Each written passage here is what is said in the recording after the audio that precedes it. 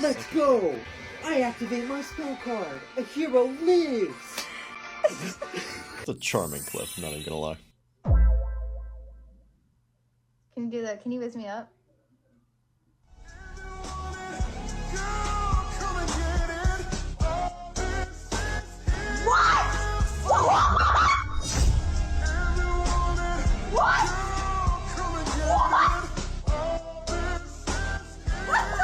It honestly makes me feel kind of sad when I see someone with really bad photos on Tinder, because it's like, how ugly do you have to be in real life for you to think that those photos were the good ones? Oh no. No. No. Oh no. Violation, dude. Absolute violation. I want to talk about something that single people deal with that people in relationships just never have to consider. Sometimes my married friends will be like, oh, Johnny is out of town, so I have to sleep alone at home tonight. And I'm like, that is me every night. Like last night, for example, it was the windiest, scariest night of my life. In addition to that, a helicopter was like circling my apartment building. You know what I couldn't do? I couldn't just turn to my partner and be like, did you hear that? Is that someone downstairs? What is that? Why are the trees like rustling, or is someone in my house? I had to get my big girl pants on and I had to turn my phone flashlight on. No duh, you have these problems because you're single. Instead of just complaining on TikTok, use all of that time to make yourself the kind of person that's more compatible for a healthy relationship. Redirect your energy. The 70 to 80% divorce rate. We talk about this all the time, right? Then women say, well, you shouldn't be looking for whoever initiates the divorce. You should be looking for the reason why there's a divorce. Maybe it's still the man's fault, even though it's the woman who files for divorce. So what's a way scientifically we can control for that? How about we just remove men altogether and we look at lesbian couples versus homosexual couples, and we look at the divorce rate. So if what women are saying is correct and it's men to blame, what we should find is the same level of divorce, or lesbians should be divorced less. And what do we find? Anybody want to take a guess? Oh yeah. Lesbian couples file for divorce 100% more. Women can think they're a 10 and it's not going to slap them in the face, but if a guy thinks he's a 10, if a guy thinks he's hot, men will get slapped in the face with reality, whereas I think women typically don't, because when it comes to who they can sleep with, women can sleep out of their league. Yeah. When it comes to looks, when it comes to status, when it comes to all sorts of things. An average 19-year-old girl could go fuck like probably some famous celebrity. Now, what I would say to that is, your league is the men who will marry you. Yes. Not the men who will sleep with you. Yep. So when you sleep with attractive men, if you let that go to your head, assuming that that's your league, that's about as ridiculous as like an average guy who's subbed to a bunch of OF models and assumes that's his league. And I think women need to know where they stand looks-wise, because if you think you're a 10 and you're gunning for a certain caliber of man for long-term commitment, I think you're going to be let down. Shout out to Brian from Whatever. That's his clip. The dating scene was already very bleak. Now I've seen Travis Kelce, 6'5" NFL player Travis Kelce, publicly pursue Taylor Swift. I've seen him treat her like an actual princess, sliding her security out of the way so he can open her car door, holding her hand everywhere they go. I've seen this man get visible heart eyes every time he says her name. He blushes anytime someone mentions her. So I've watched all this unfold, and now I'm just supposed to go date these dust hinge men? Thanks, but... Huh? What? Woo? Huh? Are you Taylor Swift? No? Then why do you think you can get the same kind of treatment that Taylor Swift gets? Huh? What? Huh? How can someone put celebrity standards on themselves? You know, guys, I've actually seen Drake get with hundreds of women, so I think that's just all I'm gonna go for now. If I don't have 1,000 women at my doorstep every single morning, I'm just not with it. I'm done dating, bro. Delusion. Pure delusion.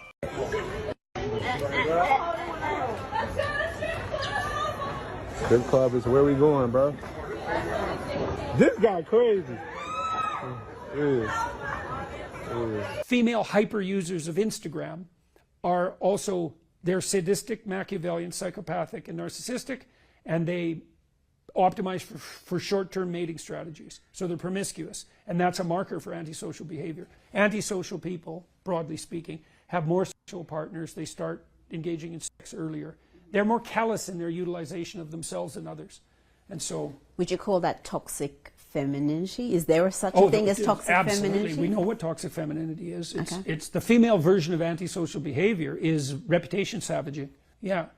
Gossip, innuendo, backbiting, And females can be very good at that. Now, men can do that too, and they do, especially on social media.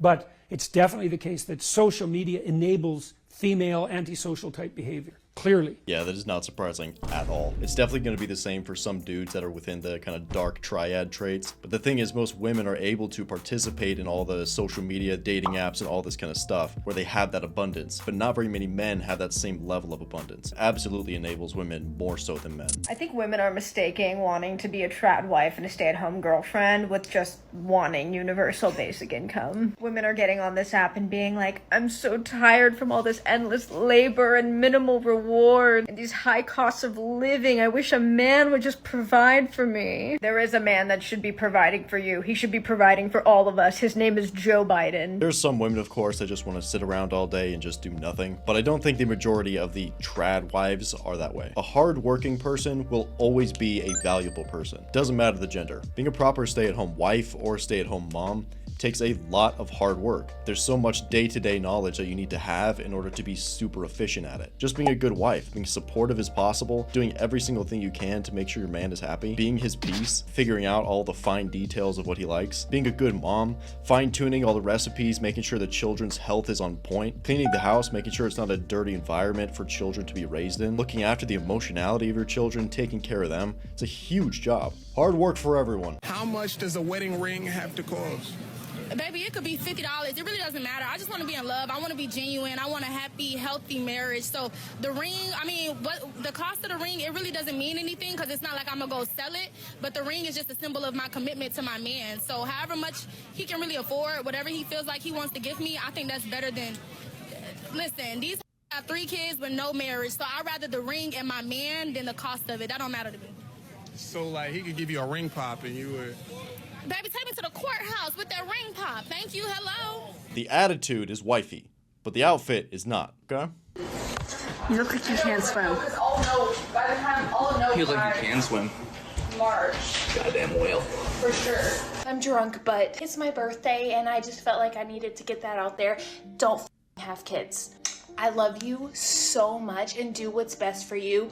Don't have kids. That one is coping hard. It's sad. Drunk TikToking on your birthday about not having kids. Can you imagine getting older and you find your mom's old social media content and it's all just anti-children propaganda? Scarred for life, bro. So I'm talking to this guy, it's going well, and I thought it's time that I go to his place. I wanted to bring him his favorite dessert because I like to bake. He said he wanted cookies. Easy enough, right? I go to bring him the cookies, and he opens the door, and he goes, those cookies look great, but I only want to taste your cookie. And I'm like, these are my cookies, what do you mean? He was talking about my ooh-ah.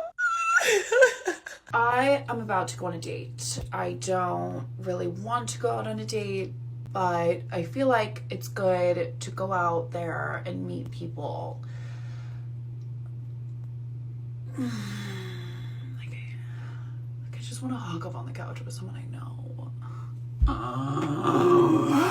I just want to hook up on the couch with someone I know.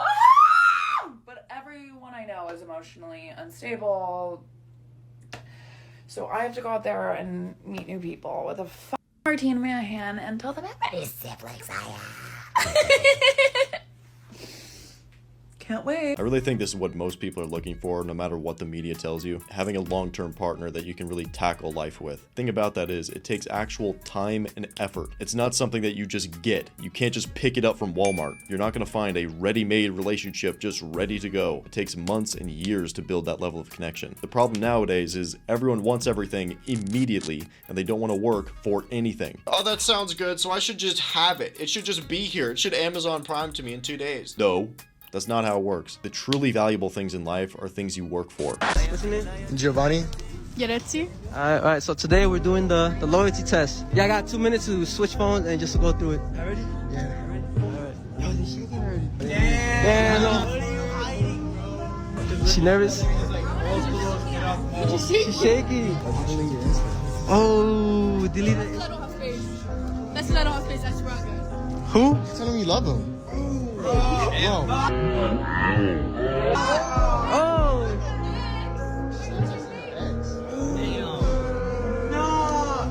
Boy, what the hell? Oh, it's not. Well, at least my guy did the right thing. He walked away. When he says sure instead of yes, my beautiful princess, I would love to. Wow, life is so difficult.